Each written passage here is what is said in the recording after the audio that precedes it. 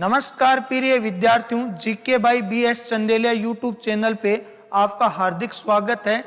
हम पिछले वीडियो में इंडियन हिस्ट्री का टॉपिक पढ़ रहे थे, अलाउद्दीन खिलजी, और इसी कड़ी में हम आगे बढ़ते हैं और आज हम पढ़ने वाले हैं अलाउद्दीन खिलजी की सैन्य व्यवस्था के बारे में। तो विद्यार्थियों, अपने टॉपिक का नाम रहेगा अलाउद्दीन खिलजी। यह अपने टॉपिक का नाम रहेगा। विद्यार्थियों ध्यान देना, अलाउद्दीन खिलजी की बाजार नियंत्रण व्यवस्था पढ़ चुके हैं और राजस्व व्यवस्था पढ़ चुके हैं। आज हम पढ़ने वाले हैं सैन्य व्यवस्था। तो अलाउद्दीन खिलजी की सैन्य व्यवस्था, इसके बारे में पढ़ेंगे। विद्यार्थियों, अलाउद्दीन खिलजी ने क्या किया? असम ए मुर्तब नाम से एक स्थायी सेना का गठन किया और स्थायी सेना का गठन करने वाला दिल्ली सल्तनत का क्या था? फर्तम सुल्तान था। तो अलाउद्दीन खिलजी ने क्या किया? असम ए मुर्तब नाम से स्थायी सेना का गठन किया। मुर्तब, असम ए मुर्तब नाम से स्थायी सेना का गठन किया और स्थायी सेना का गठन करने वाला विद्यार्थियों दिल्ली सल्तनत का क्या था? फर्तम सुल्तान माना जाता है।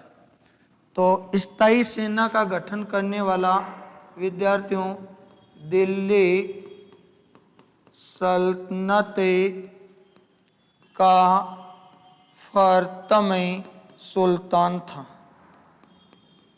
दिल्ली सल्तनत का विद्यार्थियों क्या था? फर्तम सुल्तान था, स्थायी सेना का गठन करने वाला। अब इसी कड़ी में आगे बढ़ते हुए हम बात करेंगे कि स्थायी सेना का गठन करने वाला फर्तम सुल्तान था। तो इसमें ये जो मुर्तब है, ये एक सैनिक घुड़सवार था। क्या था? सैनिक घुड़सवार था। तो बात करेंगे हमें मुर्तब।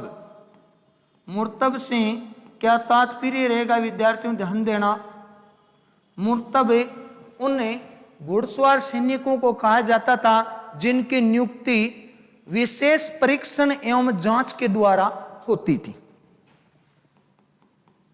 उन्हें सैनिक घुड़सवारों को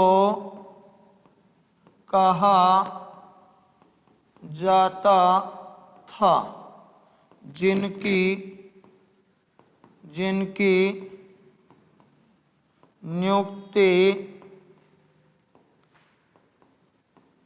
विशेष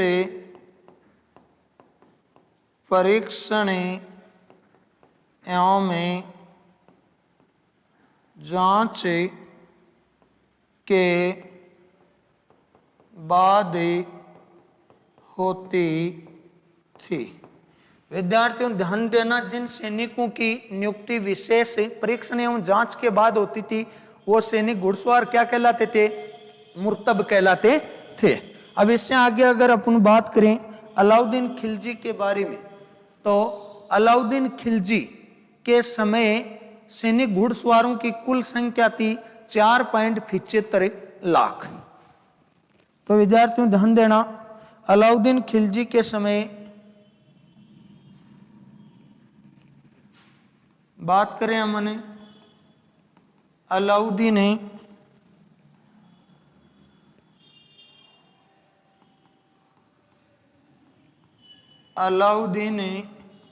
खिलजी,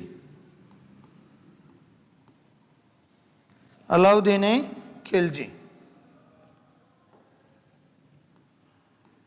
खिलजी के समय घुड़सवार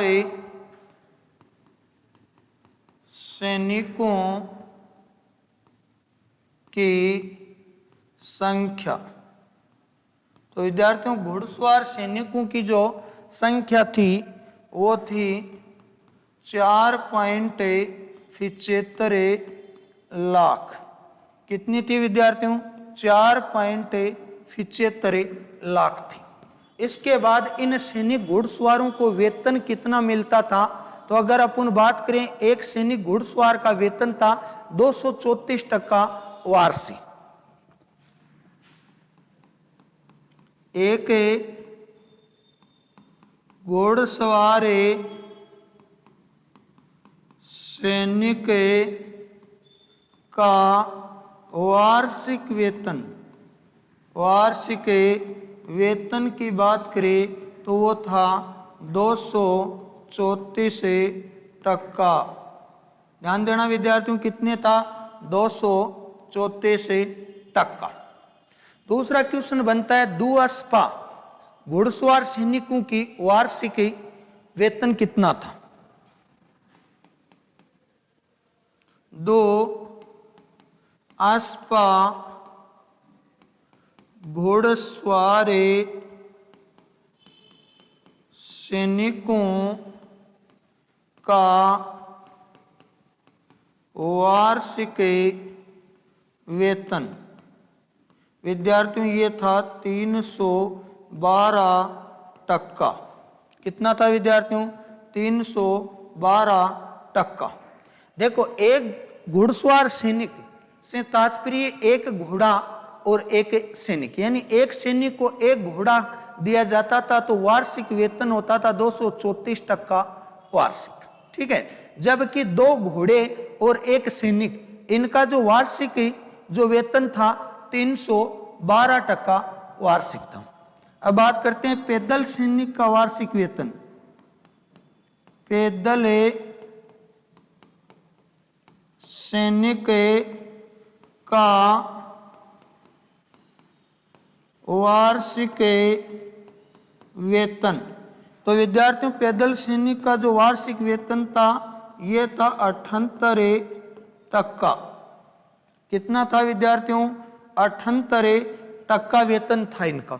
इसके अलावा देखो, अलाउद्दीन ने एक नई व्यवस्था लागू की थी जिसमें घोड़ों को दागने की फरता और इसके अलावा सैनिकों का हुलिया नोट करने की फरताएं भी प्रारंभ की थी। तो एग्जाम में कई बार इस टाइप के क्वेश्चन पुटअप होते हैं विद्यार्थियों। अलाउद्दीन ने सैन्य व्यवस्था में और क्या सुधार किया उसकी बात करते हैं। अलाउद्दीन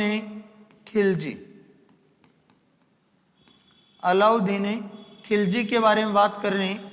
इसने दो व्यवस्थाएं लागू की थी विद्यार्थियों, दो व्यवस्थाएं क्या की थी? लागू की थी। और वो व्यवस्थाएं कौन कौन सी थी? एक जो व्यवस्था थी उस व्यवस्था का नाम है सैनिकों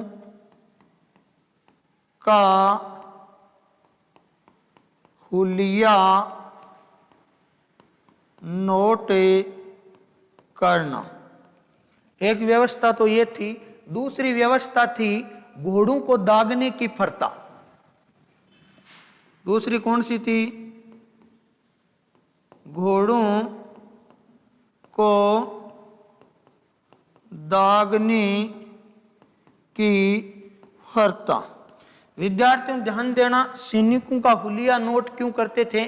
क्योंकि सैनिक थे, वो नौकरी कोई और करता था, युद्ध के समय किसी अन्य व्यक्ति को भेज दिया जाता था और जो वास्तव में सैनिक होता था वो नहीं जाता था, क्योंकि हुलिया से ही पता चलता है कि ये सैनिक है या नहीं है। तो अलाउद्दीन खिलजी ने क्या किया? हर एक सैनिक के चेहरे की निशानी वगैरह नोट करना प्रारंभ कर दी ताकि युद्ध के समय ये जांच हो जाए कि वास्तव में ये क्या है? सैनिक ही है। दूसरी, घोड़ों को दागने की फरता से यहाँ तात्पर्य है कि अलाउद्दीन द्वारा प्रदत्त जो घोड़े होते थे उनको सैनिक बेचकर उनके स्थान पर कमजोर घोड़े रखना प्रारंभ कर देते थे। तो युद्ध के समय कमजोर घोड़े ज्यादा कारगर सिद्ध नहीं होते थे, इसी कारण घोड़ों पे ऐसी निशानियां करने लगे थे, दागने की प्रथा प्रारंभ कर दी थी। इससे आगे अगर अपन बात करें अलाउद्दीन खिलजी के बारे में, तो तो विद्यार्थियों अलाउद्दीन खिलजी के प्रमुख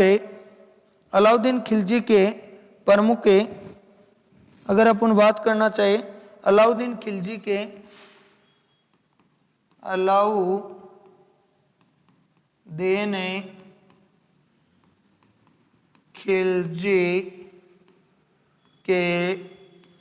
प्रमुख सेनापति, विद्यार्थियों किनकी बात कर रहे हैं? अलाउद्दीन खिलजी के प्रमुख सेनापति कौन कौन थे? उनका अपन को एग्जाम में कई बार इनके बारे में डिटेल से पूछ लेते हैं कि निम्न में से कौन अलाउद्दीन खिलजी का सेनापति नहीं था। तो अपन को इस क्वेश्चन का पूरा ध्यान देना है। अलाउद्दीन खिलजी के प्रमुख सेनापतियों का अगर अपन क्रम की बात करें तो विद्यार्थियों एक सेनापति का नाम है उल्लुग खां, दूसरे का नाम है नुसरत खां। क्या नाम है? नुसरत खां। तीसरे का नाम है जाफर खां। चौथा जो सेनापति था वो था मलिक काफूर। क्या नाम था विद्यार्थियों? मलिक काफूर। कमालुद्दीन गुर्ग, एक का नाम था आयन उल मुल्क मुल्तानी। क्या नाम था विद्यार्थियों? आयन उल मुल्क मुल्तानी नाम था। और इसके अलावा और थे नायब मलिक और एक था गाजी मलिक। ये मुख्य क्या माने जाते थे? अलाउद्दीन खिलजी के सेनापति माने जाते थे। विद्यार्थियों उल्लुग कहाँ है, नुसरत कहाँ है और जाफर कहाँ है और मलिक काफूर है। इसके अलावा कमालुद्दीन गुर्ग, आइन उल मुल्क मुल्तानी, ये कुछ क्या माने जाते थे? अलाउद्दीन खिलजी के प्रमुख सेनापति। अब सबसे पहले इनके बारे में थोड़ा हम डिटेल से पढ़ें। उल्लुग खां कुछ सेनापति है जिनके बारे में हम डिटेल से पढ़ेंगे, एग्जाम में क्वेश्चन पूछा जाता है। तो उल्लुग खां थे वो अलाउद्दीन के विद्यार्थियों क्या थे? भाई थे। उल्लुग खां क्या थे?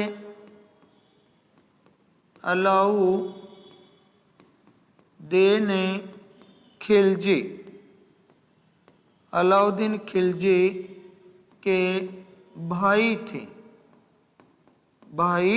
थे। कौन है? उल्लुग खां। अब इसमें आगे आप ध्यान दें तो उल्लुग खां किसके भाई थे? अलाउद्दीन खिलजी के भाई थे।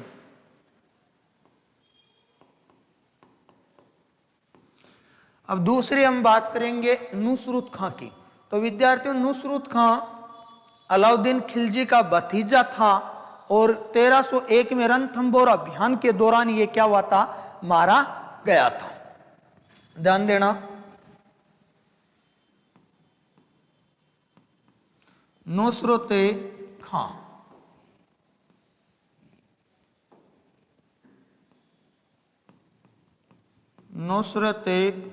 खां ये क्या था? अलाउद्दीन खिलजी का भतीजा था। 1301 में रणथंभौर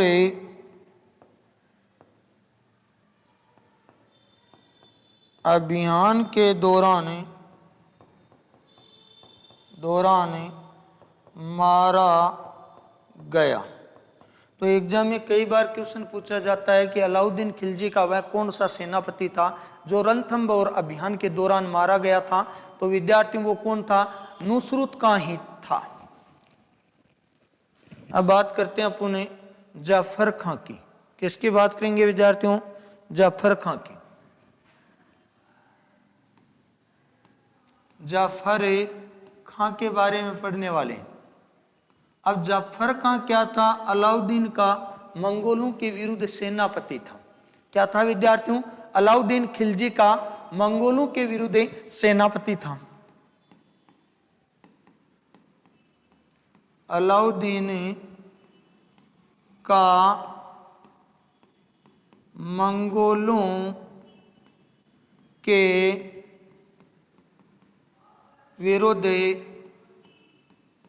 सेनापति था। और इसकी एक महत्वपूर्ण विशेषता और मिलती है विद्यार्थियों, इसे कहा जाता था युग का हीरो। उपनाम था इसका, क्या था विद्यार्थियों? युग का हीरो, ये इसका क्या था? उपनाम था। तो एग्जाम में कई बार क्वेश्चन आता है, युग का हीरो नाम से प्रसिद्ध था जफर खां, और जफर खां अलाउद्दीन खिलजी का क्या था? सेनापति था। अब बात करते हैं इसके अलावा मलिक काफूर की। किसकी बात करेंगे? मलिक काफूर की। विद्यार्थियों इसके बारे में थोड़ी डिटेल अधिक है। मलिक काफूर, पहला क्वेश्चन बनता है विद्यार्थियों, ये जो मलिक काफूर था, मलिक काफूर एक हिजड़ा था। क्या था विद्यार्थियों? हिजड़ा था। पहला क्वेश्चन तो इसका ये बनता है। दूसरा क्वेश्चन, अलाउद्दीन खिलजी की दक्षिण भारत विजयों का जो मुख्य सेनापति था वो मलिक काफूर था। एग्जाम में कई बार सीधा पूछा जाता है कि अलाउद्दीन की दक्षिण विजयों का प्रमुख सेनापति कौन था? मलिक काफूर।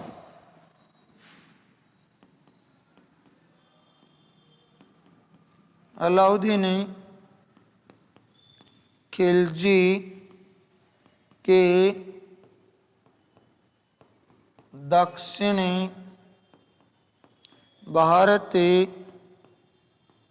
विजयों का मुख्य सेनापति था विद्यार्थियों।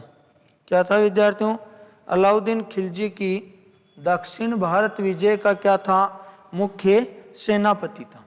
इसके अलावा मलिक काफूर का और क्या क्वेश्चन बन पाता है? अलाउद्दीन ने गुजरात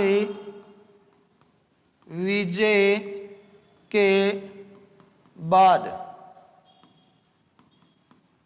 केम्बे या खंबात नामक स्थान से 1000 दिनार में खरीदा था। दिनार में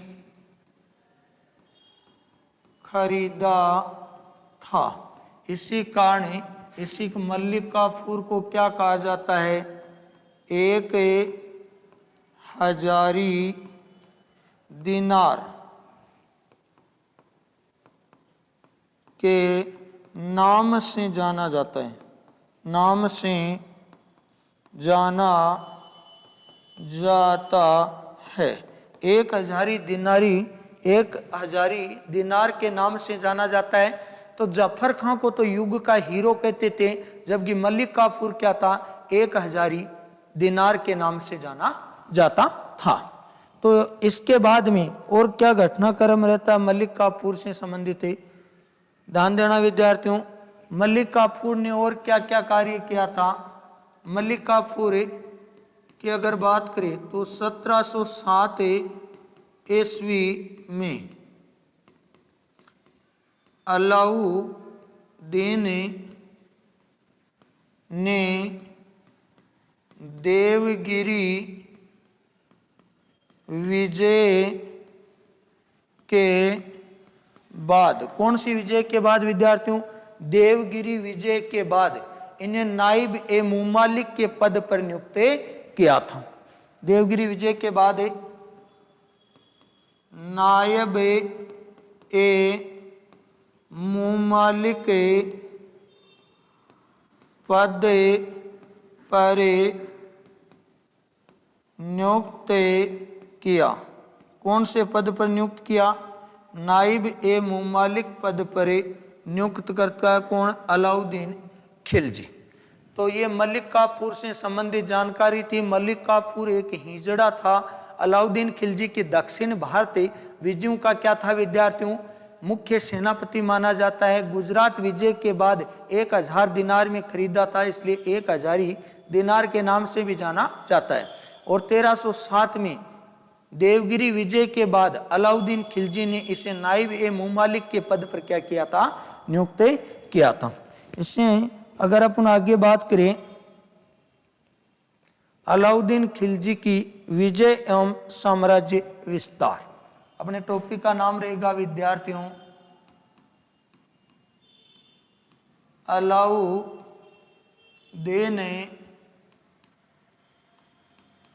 खिलजी के विजय एवं साम्राज्य विस्तार, इसके बात करेंगे विद्यार्थी। अब कौन कौन से क्षेत्रों पे अलाउद्दीन खिलजी ने विजय प्राप्त की और अपने साम्राज्य की सीमाओं को बढ़ाया, जिसमें सबसे पहले क्रम में बात करेंगे अलाउद्दीन खिलजी की गुजरात विजय। और विद्यार्थियों गुजरात विजय 1299 ईस्वी की है। तो बात कर रहे हैं अलाउद्दीन खिलजी की गुजरात विजय। और विद्यार्थियों गुजरात विजय की बात करें कि गुजरात विजय का समय क्या है, तो विद्यार्थियों गुजरात विजय का समय रहेगा 1299 ईस्वी। गुजरात विजय का क्या रहेगा? समय रहेगा। अगर हम बात करें विद्यार्थियों किस प्रकार से इस समय गुजरात का शासक कौन था, दिल्ली का शासक कौन था, किस प्रकार से गुजरात पे विजय प्राप्त किए, इस घटनाक्रम की बात करने वाले हैं। तो ध्यान देना विद्यार्थियों, गुजरात विजय के समय की हमने बात कर ली और एक हल्का सा मैप के माध्यम से हम समझना चाहेंगे।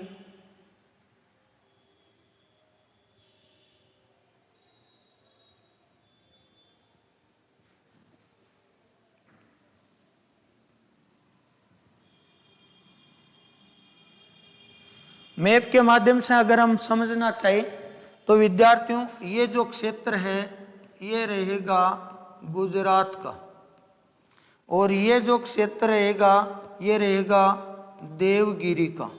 कौन सा रहेगा? देवगिरी। और यहाँ पर आ जाता है विद्यार्थियों दिल्ली। पहले बात तो हमको ये समझना पड़ेगा कि इन तीनों स्थान के इस समय शासक कौन कौन थे।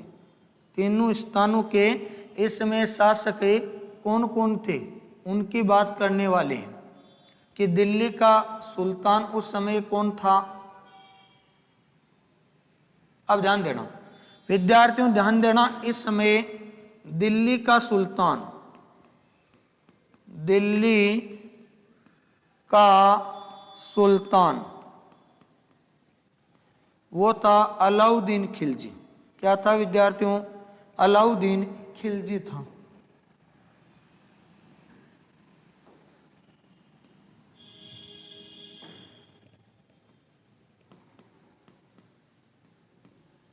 अलाउद्दीन खिलजी,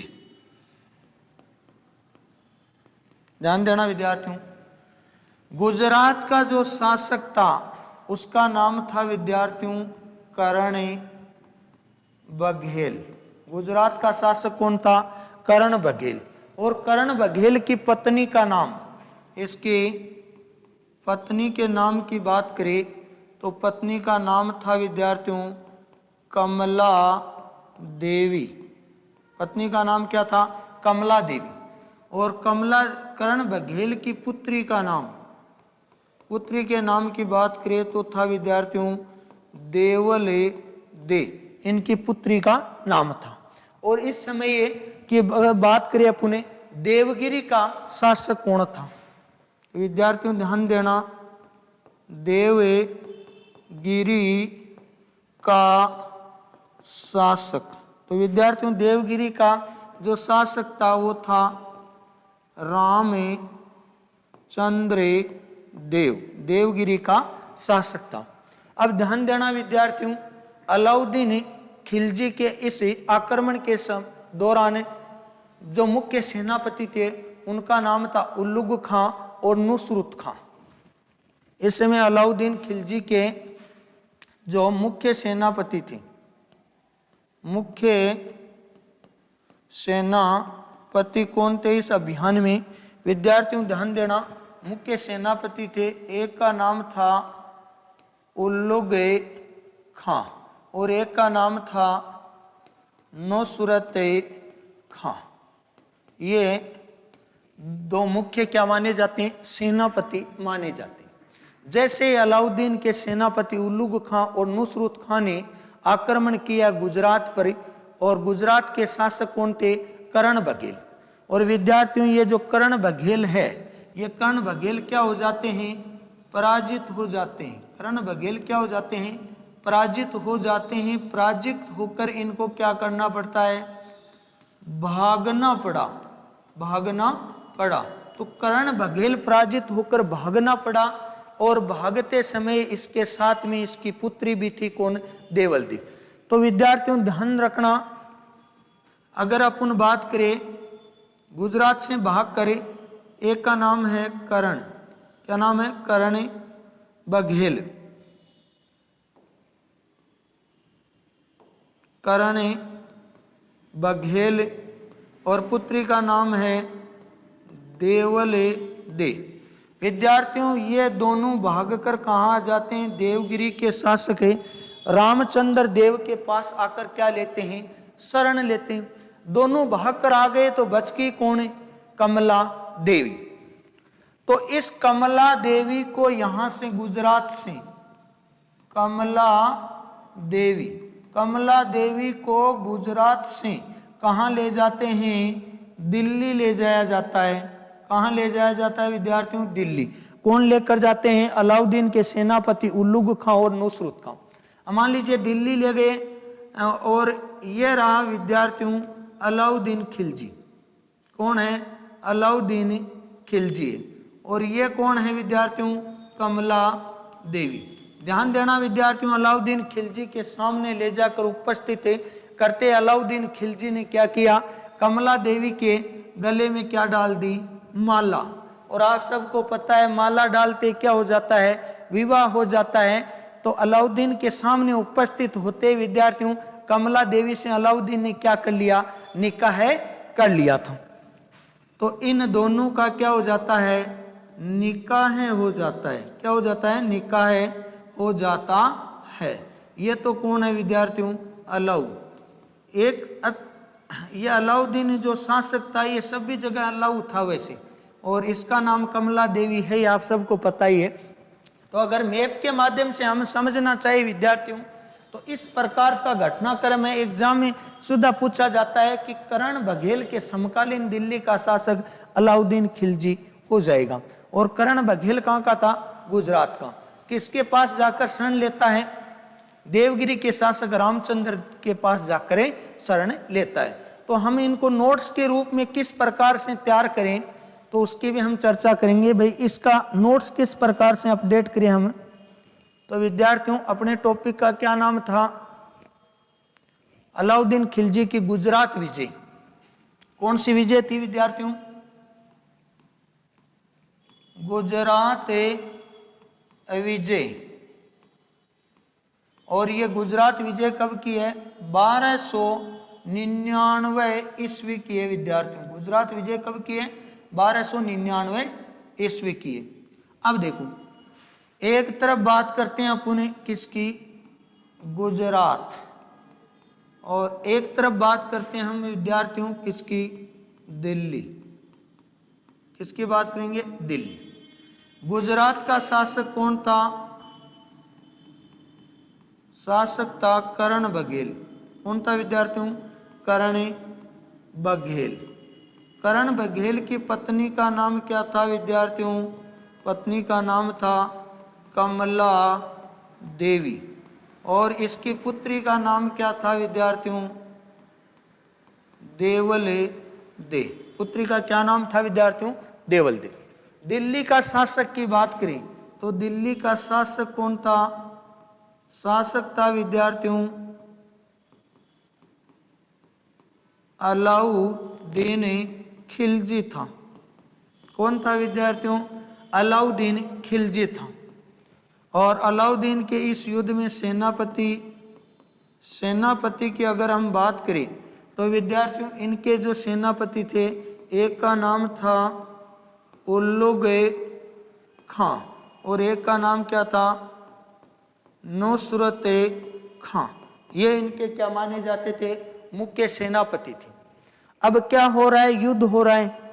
क्या होगा इनके मध्य? युद्ध होगा। आक्रमण करेंगे ये। किस पर आक्रमण करेंगे? गुजरात पर। अब गुजरात पर आक्रमण किए तो कर्ण बघेल तो विद्यार्थियों क्या हो गया? रहे पराजित हो गया, पराजित हो गया। क्या हो गया विद्यार्थियों? पराजित हो गया। पराजित होने के बाद अगर किस प्रकार से नोट्स अपडेट करने हैं तो अपन को लिखना है कर्ण